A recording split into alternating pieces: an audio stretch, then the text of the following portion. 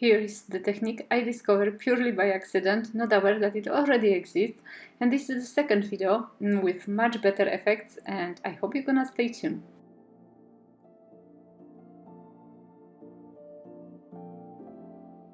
Welcome to my channel, it's Asia Marquet here, Lemon Creation, and I am making a page, art journal page, with a glue stick. It's a regular school grade glue stick, and I came up with this technique by accident. I know now that it exists, people know, crafters know about it, but I didn't actually. It's very hard to believe, but I didn't. And this is my second page. The first one I've done in the previous video, so if you want to come back to it, it's the video just before this one. It's the one with elephant, and the effect kind of got lost with inking, so I decided to make a second page when it's more visible, the effects I get with the glue. And as you've seen, I am just making dots with the glue, nothing fancy, just, you know, dots. With the first page I've done with the elephant, I made kind of lines. In this case, I wanted something more visible, that's why I made kind of dots. So straightforward, very easy, and as you can see, I'm so impatient that I cannot even wait for the glue to dry in the air.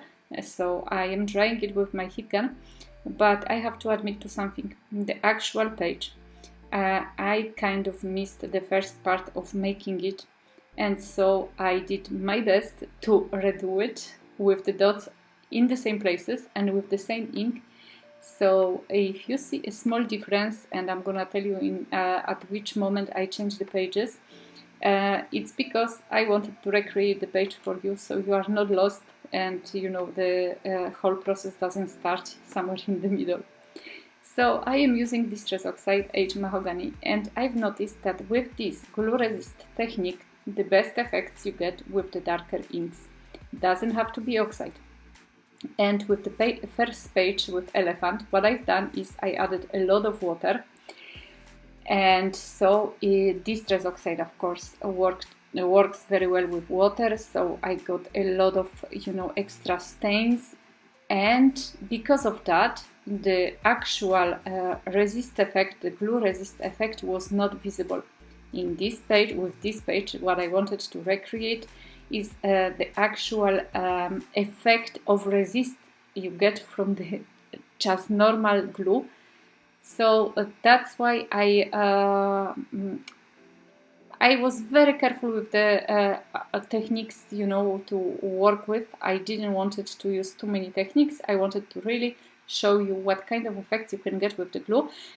And I'm really sure that you can get the same or similar effects with different type of glues. Maybe you have a stick which is a little bit thinner, and so it's easier to make some kind of nicer shapes. But even with the dots like that, I find it really, really cool. So I'm using still on this page, which I recreate to show you the exact process. But here it is. This is the original page, which the beginning of it, the making of it, I don't know what's happened with it. Either I forgot to press the record button, or something happened with the video and I cannot find it. As you can compare, they are very similar pages. So right now to the original one, now I'm working on the original one. I promise you guys, you can also see the page with elephant, not finished yet, on the top there. But right now I added the second Distress Oxide. I think it's a mustard seed, if I'm not mistaken. But as always, the full list of products you're gonna find in the description box below with affiliate links. So if you are if you fancy buying something, I would be very happy if you use my links, because it's at no cost to you and I get a small commission, and that helps me a lot. But coming back to the page, I still use some water on the Distress Oxides, because I mean it's almost impossible not to use water on Distress Oxides. You know, they are just asking for it. So that's why I use it. But as you can see, in the middle of the glue dots, the water actually removed a part of the glue, and it gave a little bit of brighter or quite bright dots, and I love that. This hasn't happened to me with the first page, so I was really happy. but I think it's because the glue dots are so huge that, you know, you can actually see more. And I'm using Distress Oxides once again to give a little bit more of the splatter. I didn't want to, as I mentioned, use as much of water to get a lot of stains like I did with the first page. I wanted to really keep it quite simple, I'd say, but you know, at the same time I didn't want the glue to be so striking, the glue dots to be so striking, so I wanted to kind of make them blend with the background a little bit more. I apologize, I'm a little off screen. I see now that I shouldn't be working on 2 pages at once. And here it is, my stamp Cosmic Mess, one of my newest stamps, and I'm gonna be using one of the stamps from this set, this messy one, really messy one, because I thought that it will work very well with the dots. And what I'm doing here now is I am using still the same Distress H Mahogany, but I'm gonna be doing the first impression on the piece of scrap paper. Little off the screen, apologies again, but then the second impression is gonna go on the paper. I'm doing that because I didn't want it to have a striking impression. I wanted the page to be a little, I don't have a word for it, but not very, very bright. I wanted to be a little bit more toned, a little bit, you know, quiet. So that's why I am doing what I'm doing. First impression on the piece of paper, and the second one on the actual page. And as you can see, I'm not even pressing that hard. I'm not using acrylic block. I'm using only my hands because, first of all, with the first impression, I was not sure if it's gonna really match, if I'm gonna be happy with it. But then I was happy with it. I keep on continue, as you see. But I didn't want especially the whole impression to be perfectly stamped. That's why I done what I've done. And here is gonna be a second stamp of mine with, this is fossilized amber actually, not mustard seed, so sorry guys for that. And I'm gonna be adding a little bit of dots, and these dots comes from the set Theo's Birds. Theo is my son, and he actually drew the birds which are on the stamp, and he's always so happy when somebody buys it. As always, the link to my shop with my stamps and stencils and some other things you'll find in the description box below. And so as you can see, I stamped the dots, not too many of them. And as you've seen, I didn't actually stamp them first on the piece of scrap paper. I stamped them straight away onto the page. And then at some point, after inking the edges, I inked the edges of the paper a little bit for the contrast, because I love the white space, white negative space.